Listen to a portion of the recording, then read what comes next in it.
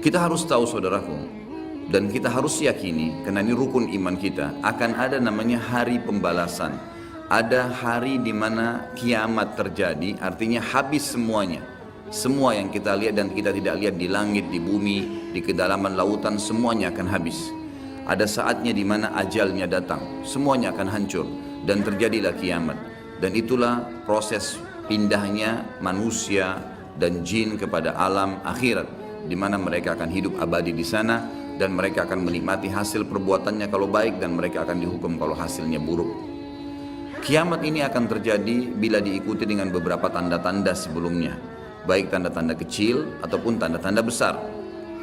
Dan pada saat kiamat terjadi nanti dimulai dengan sangkakala sekali, kemudian hancurlah semua di alam semesta ini, kemudian datang sangkakala yang kedua dan akhirnya dibangkitkanlah seluruh makhluk, kemudian dihisaplah mereka, lalu terjadilah mahsyar, kehidupan yang akan kita laluin. Allahu a'lam berapa lama di sana menunggu timbangan amal seluruh manusia miliaran jumlahnya dan seluruh jin. Bahkan Ibnu Katsir mengatakan Allah Azza wa Jalla akan menghadiri domba, kenapa dia menanduk domba yang lain. Setelah itu jalanan ditentukan ke surga atau ke neraka dan tidak ada tempat yang ketiga. Ada beberapa ayat di sini akan disebutkan berhubungan dengan masalah prosesi terjadinya kiamat dan tanda-tanda. Cuma dalam buku Minhajul Muslim, Syekh Abu Bakar rahimahullah, beliau menggabungkan semuanya, jadi bercampur baur dalil. Jadi tanda-tanda kiamat itu ada besar ada kecil. Tentu kalau tanda-tanda kiamat kecil banyak sekali. Di antaranya hadis riwayat Muslimnya juga yang berbunyi, kata Nabi SAW, hitunglah 6 tanda-tanda kiamat, ini kecil. Lahirnya aku, diutusnya aku, dan meninggalnya aku. Berarti sudah ada 3 dan sudah terjadi. Kemudian akan tersebarnya penyakit taun, dan ini sudah terjadi zaman Umar radhiyallahu anhu. Terbebasnya Palestina di zaman Umar radhiyallahu anhu, gitu kan. Kemudian pembebasan negeri Persia terjadi di zaman Umar radhiyallahu anhu. Berkumpul semua itu. Jadi 6 tanda-tanda ini sudah kelihatan semuanya. Tanda-tanda kiamat yang kecil sudah terjadi, ada yang sedang terjadi sekarang dan ada yang belum terjadi. Kalau yang sedang terjadi seperti misalnya hadis Nabi SAW yang berbunyi, tidak akan terjadi kiamat sampai orang-orang mengganti nama-nama minuman keras dengan nama-nama lain. Contoh, seperti sekarang misalnya menggantinya dengan istilah-istilah lain. Ya nama inilah, ya merek itulah, ya cuman sekian 5% alkoholnya dan seterusnya. Hadis yang lain, tidak akan terjadi kiamat sampai zina tersebar, dianggap biasa, dan juga banyaknya laki-laki yang menyerupai perempuan, dan juga minuman keras dianggap sebagai minuman yang biasa. Hadis sahih semuanya. Jadi ini semua kita lihat depan mata kita sedang terjadi, ya sedang terjadi. Kemudian yang belum terjadi itu seperti misalnya kalau tanda-tanda kiamat kecil terakhir sekali namanya Malhamah Kubra, peperangan besar antara kaum muslimin dengan orang-orang Nasrani. Yang ini disebutkan panjang lebar dalam hadis Bukhari, lebih dari 3 lembar kalau tidak salah. Hadis ini berbunyi, kata Nabi SAW, kalian akan bersatu dengan Bani Asfar.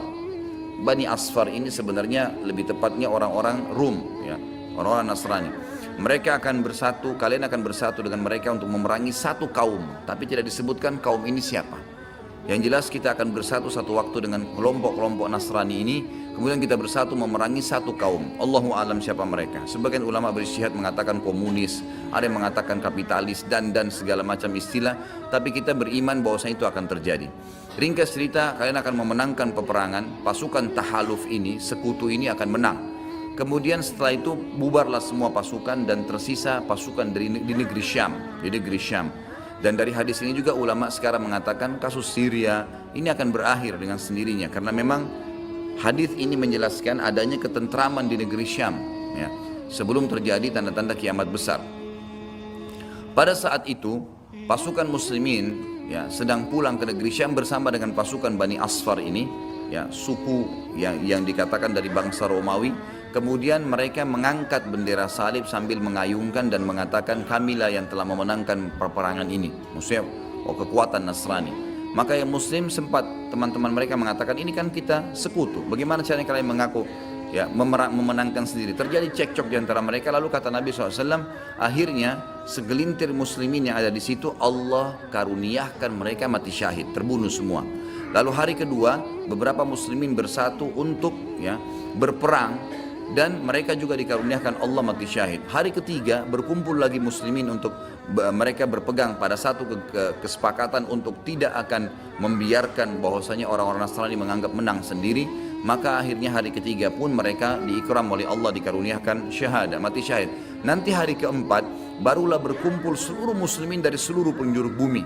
Lalu terjadilah perang besar antara kalian dengan Bani Ahmar, dan mereka dibawa naungan 80 bendera. Sebagian ulama hadis mengatakan mereka dibawa 80 negara. Jadi perang besar-besaran.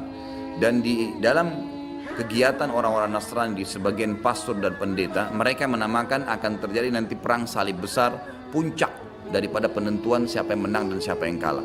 Kita sebagai orang muslim bukan sedang memicu emosi untuk mempersiapkan diri, tapi memang ini hadis Nabi SAW, wahyu yang menyampaikan kita akan berperang melawan mereka, dan ini perang besar-besaran seluruh dunia akan terjadi.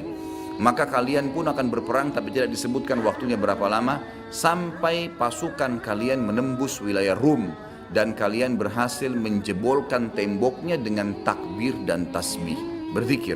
Dan tembok ini sebagian ulama mengatakan adalah Vatikan, karena memang satu-satunya markas orang-orang Nasrani yang menggunakan pintu gerbang. Kalau dibuka dianggap ada sebuah keputusan penting, kalau ditutup berarti sudah segala macam ya yang mereka kultuskan sekarang. Tembok itu akan rubuh dengan takbirnya muslimin. Sebagian ulama hadis mengatakan karena banyaknya jumlah pasukan sampai akhirnya suara mereka begitu bergemuruh dan akhirnya meruntuhkan tembok itu. Allahu a'lam, itu makna hadis.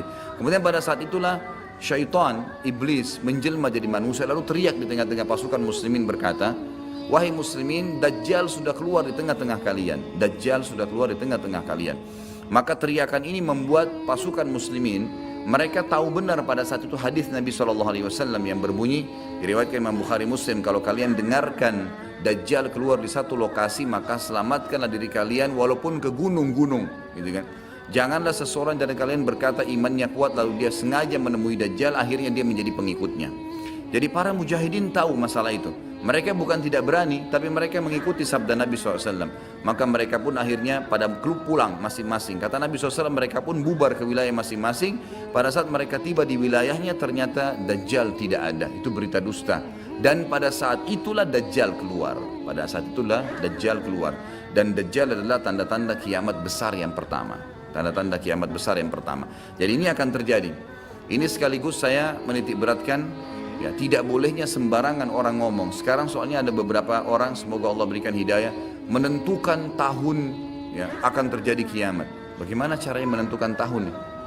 Ini tanda-tanda depan mata kita masih ada yang belum terjadi. Dan ini peperangan besar seluruh dunia, ini nggak main-main, ini bukan perang 1-2 hari. Ini peperangan yang besar sekali, gitu kan?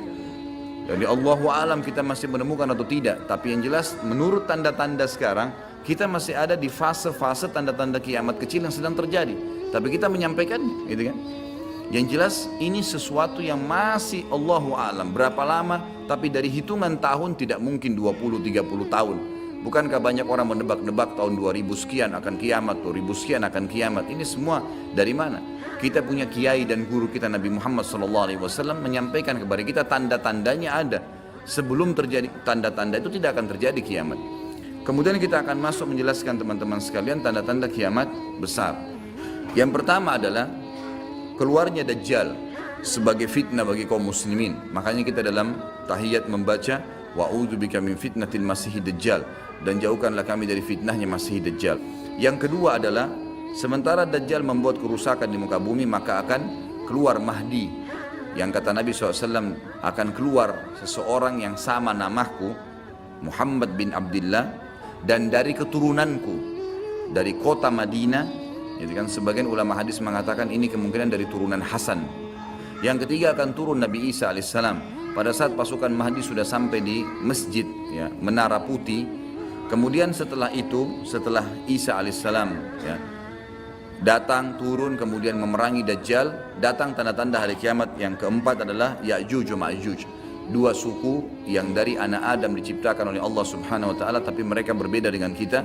Mereka sangat beringas, memakan semuanya, dan mereka akan membuat kerusakan, membunuh semua yang ditemui. Kafir, beriman, tidak ada urusan. Selain mereka akan dibunuh. Ringkas cerita, mereka akan buat kerusakan dan Allahu a'lam berapa lama di situ. Dan mereka akan mati bukan dengan peperangan dengan kaum mukminin, tapi dengan doa Isa alaihissalam yang berdoa lalu Allah matikan mereka dengan satu kali mati. Kemudian Isa alaihissalam pun berdoa kepada Allah agar dihilangkan jenazah mereka karena seluruh bumi ini dipenuhi dengan jenazah mereka. Setelah berjalannya waktu, maka akan terjadi orang-orang kufur kembali kepada risalah langit. Setelah pada saat itu Isa alaihissalam sudah meninggal dunia, sudah mulai sebenarnya tentram, orang sudah mengenal Allah, tapi dengan berjalannya waktu manusia mulai lalai, mulai lagi kembali menyembah berhala, mereka lagi berbuat zina, mereka melakukan kekacauan, maka keluar tanda-tanda kiamat besar yang kelima, yaitu keluarnya dabbah atau hewan melata.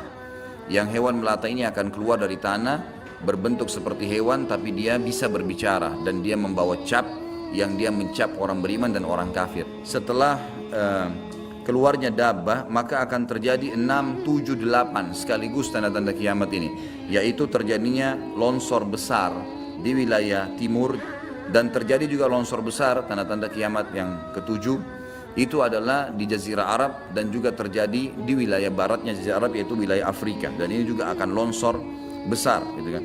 Sebelum terjadinya longsor 6, 7, 8 tadi, di seluruh muka bumi ini akan terjadi kabut yang menutupi bumi ini, dan semua dunia ini akan melihat kabut itu dalam beberapa waktu.